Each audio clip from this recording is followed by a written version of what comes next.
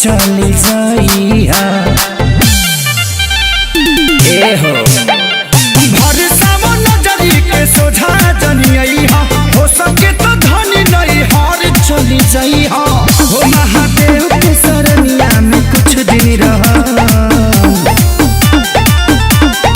बाबू ये क्या कर रहे हो? महादेव की भक्ति।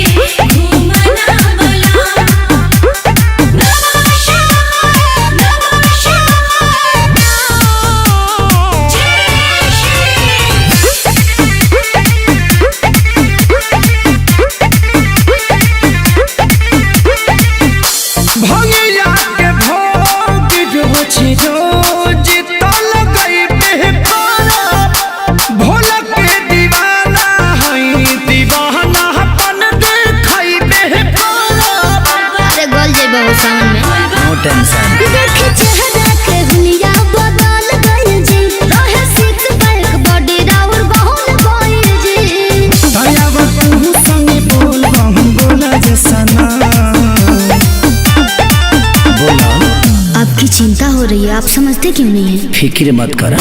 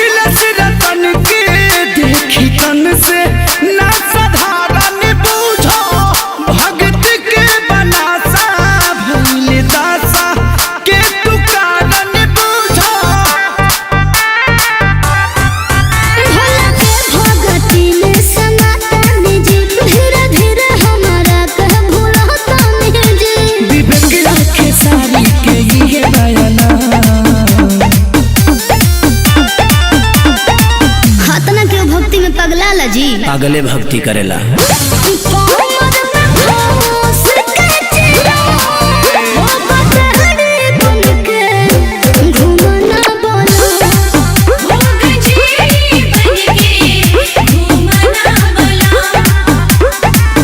सावन में पी लेवे दे।